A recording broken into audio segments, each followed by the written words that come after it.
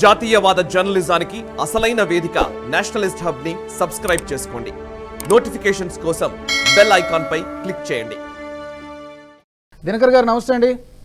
నమస్తే అండి. చర్చ మొదలుపెట్టినప్పుడు సాయి గారు కూడా కొన్ని ప్రశ్నలు అడిగారు. అలాగే నేను కూడా ఒకటి అడుగుతున్నది ఏంటంటే, బీజేపీకి రకరకాల కారణాలతో ఎందుకనో ఆంధ్రప్రదేశ్లో ఇందాక ఇప్పుడు సత్యనారాయణ గారు చెప్పినట్టుగా కొన్ని కారణాలతోటి ఎప్పుడు కూడా చెప్పుకోదగ్గ సంఖ్యలో అక్కడ సీట్లను కానీ ఓట్లను కానీ తెచ్చుకోలేకపోయింది. రకరకాల కారణాలు, స్టేట్ డివిజన్ అయిన దగ్గర నుంచి ఇక ప్రత్యేక హోదా, రాజధాని విషయము, సీట్లు, రకరకాల ఫ్యాక్టర్స్ ఉన్నాయి. ఈ ఎన్నికల్లో క్రియాశీలక పాత్ర బీజేపీ పోషించగలదా, ఎలాంటి పాత్ర పోషించగలదని అనుకుంటున్నారు బీజేపీ? అండ్ సాయి గారు అడిగిన క్వశ్చన్స్ కూడా మీరు చెప్పచ్చు. బీజేపీ పాత్రను ఎప్పుడు కూడా ఆంధ్రప్రదేశ్ రాజకీయాల్లో నుంచి బయటికి తీసి ఎవరు కూడా పెట్టలేరు, పెట్టజాలరు.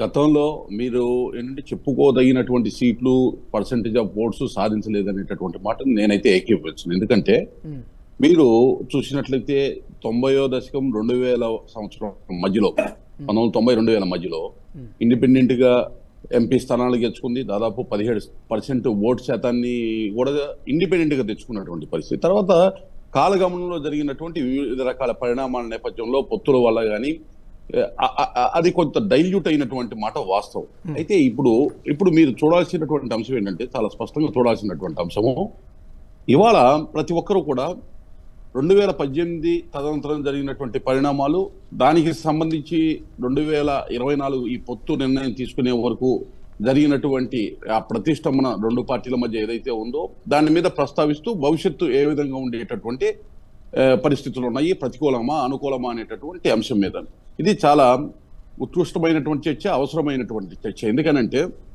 ఇవాళ బయట నుంచి చూసే వాళ్ళ పరిస్థితి పక్కన పెడితే, ఆంధ్రప్రదేశ్లో నివసించే 5,30,00,000 మంది ప్రజలు ఎవరైతే ఉన్నారో ఈ ఉడికిపోతున్నారు. జగన్మోహన్ రెడ్డి కాలంలో ఒక్కపోత పోస్తా ఉన్నారు. బతుకు జీవుడా అని కాలం వెళ్లదీస్తున్నటువంటి పరిస్థితి ఇక్కడ రాష్ట్రంలో ఉంది. ఈ పరిస్థితుల్లో గతాన్ని తవ్వుకుంటూ వర్తమానంలో కూడా ఆ గతంలో ఉన్నటువంటి సంబంధించినటువంటి అంశాలనే మనం చర్చించుకుంటూ ఇవాళ ఏ అయితే అరాచకాలు, అకృత్యాలు జరుగుతున్నాయో వాటిని మర్చిపోయి భవిష్యత్తుని అంధకారంలోకి నెట్టేసుకున్నామా అనేటటువంటి ప్రశ్న కూడా వస్తూ ఉంది. కాబట్టి ఇవాళ ఉన్నటువంటి ఈ ప్రస్తుత పరిస్థితుల్లో ఇందాక అనేక అంశాలని ఏకరువు పెట్టారు జనసేన ప్రతినిధి పెద్దలు బొలిశెట్టి సత్యనారాయణ గారు. చాలా ఎంత లిస్ట్ చెప్పినా మీరు మాట్లాడుకుంటా పోతే అంతులేని, అంతం కానటువంటి అరాచకాలతోటి విధ్వంసకర పాలన. ఒక కులము లేదు, ఒక మతం లేదు, ఒక ప్రాంతం లేదు, ఒక వ్యక్తి లేదు, ప్రతి ఒక్కరిని కూడా మానసికంగా, భౌతికంగా ఏదో రకంగా ఈ యొక్క ప్రభుత్వం యొక్క పాలన వల్ల ఇబ్బంది పడినటువంటి వాళ్ళే వాళ్ళ రాష్ట్రంలో కనబడతా ఉన్నారు. మీరు చూసినట్లయితే ఈ పరిస్థితుల్లో గతానికి సంబంధించినటువంటి గాయాల మీద ఎక్కువగా మాట్లాడే పరిస్థితి ప్రజల దగ్గర నుంచి అయితే లేదు. వాళ్ళ ప్రజలు హర్షిస్తున్నారు. ప్రధానమంత్రి నరేంద్ర మోడీ గారు ఏదైతే బొప్పుడి సభలో ఒక మాట అన్నారు, చాలా కీలకమైనటువంటి వ్యాఖ్య చేశారు. ఇక్కడ ఉండేటటువంటి ప్రజల యొక్క ఆవేశం కానీ, లేకపోతే ఈ ప్రజల యొక్క భావోద్వేగం కానీ చూస్తూ ఉంటే, దాదాపు 10 లక్షల మంది పైగా హాజరైనటువంటి సభ, ఆ ఉద్వేగాన్ని చూస్తూ ఉంటే ఈ ప్రభుత్వం చేస్తున్నటువంటి అరాచకాలు, అభివృద్ధి నిరోధక కార్యక్రమాలు ఏవైతే ఉన్నాయో అవి ఏ విధంగా మిమ్మల్ని అందరినీ కూడా బాధిస్తున్నాయి అనేటటువంటి అంశాన్ని నేను గమనిస్తున్నాను అనేటటువంటి మాట అన్నారు. అలాగే అభివృద్ధికి ఆమడ దూరంగా ఆంధ్రప్రదేశ్ని, వాళ్ళ దేశాన్ని 5వ స్థానానికి తీసుకొచ్చాం కానీ 10వ స్థానం నుంచి ఆంధ్రప్రదేశ్ ఎక్కడికి వెళ్ళిందో, ఏ స్థానంలో ఉందో కూడా తెలియనటువంటి పరిస్థితి. ప్రధానమంత్రి గారు స్పష్టంగా చెప్పారు, అభివృద్ధి అనేటటువంటిది కనుచూపు మేరలో కనపడలేదు. వికసిత భారత్ అనేటటువంటి సంకల్పం ఏదో భారతీయ జనతా పార్టీది నరేంద్ర మోడీ గారికి ఉందో, ఆ వికసిత భారత్ లో వికసిత ఆంధ్ర భాగస్వామ్యాలు, ఆంధ్రప్రదేశ్ వికాసానికి, అభివృద్ధికి కావాల్సినటువంటి కార్యాచరణ మేము తీసుకునేటటువంటి విధంగా ముందుకు వెళ్తామనేటువంటి ప్రధానమంత్రి గారు ఒక భరోసా ఇచ్చారు. అది అవసరం. ఈ రెండు అంశాలు ఎందుకు నేను ప్రస్తావించదలిచానంటే, ఇవాళ రాష్ట్ర ప్రజల్లో వాళ్ళ మనసుల్లో ఉన్నటువంటి అంశాలు ఈ రెండు కూడా. రాష్ట్ర ప్రజలు ఎవరైతే ఉన్నారో వాళ్ళ యొక్క ఆకాంక్ష స్పష్టంగా ఇవాళ కనపడతా ఉంది. ఏ విధంగా రాబోయే కాలంలో ప్రభుత్వంలో ఉండేటటువంటి వాళ్ళు. అందువల్ల ఇవాళ భారతీయ జనతా పార్టీ కూడా దినకర్ గారు ఒక మాట, నేను సారీ టు ఇంటరప్ట్ యూ, ఒక ప్రశ్న. అంటే నేను బేసికల్లీ వైఎస్ జగన్మోహన్ రెడ్డి ప్రభుత్వము లేదా ప్రభుత్వం పట్ల ఉన్న వ్యతిరేకత, ఆ వ్యతిరేకతను ఎలా ఎదుర్కొంటారు, ప్రభుత్వంలోకి వస్తారా లేదా అనేది ఒక సపరేట్ డిస్కషన్ సార్. నా క్వశ్చన్ అంటే బేసికలీ మన డిస్కషన్లో మనం వేరే దాంట్లోకి వెళ్ళిపోతున్నట్టు అనిపిస్తోంది. యాక్చువల్లీ జగన్ గారు ఏం చేశారు, అక్కడ వ్యతిరేకత ఎలా ఉంది, ప్రజల్లో ఎటువంటి భావన ఉంది, ఇదంతా అది ఉంది కాబట్టే మీరు అందరూ కలిశారని చెప్తున్నారు. అది ఫైన్, మీరు కలిశారు సరే, పార్టీలు కలిసాక సరే, కానీ క్యాడర్ కలుస్తుందా అనేది మేజర్ ప్రశ్న. వస్తున్నానండి. ఇప్పుడు ఏమండి, నో నేను చెప్పిన అంశాల్లోనే క్యాడర్ ప్రతి ఒక్క నాయకుడికి సంబంధించి ప్రతి ఒక్కరి మనసులో ఆ బాధలు, ఆ ఆవేదన ప్రతి ఒక్కరూ మనస్ఫూర్తిగా ఆ ప్రతికూలతని చూశారు కాబట్టి చాలా తేలికవుతుంది. దీన్ని అలైన్మెంట్ చేయటం చాలా తేలిక ఉంటుంది.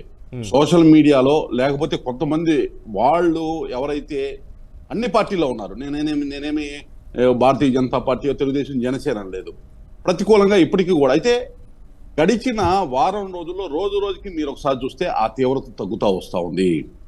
పార్టీ తీసుకున్నటువంటి నిర్ణయాన్ని కూడా క్యాడర్ కూడా అర్థం చేసుకునేటటువంటి దిశగా ప్రయాణిస్తుంది.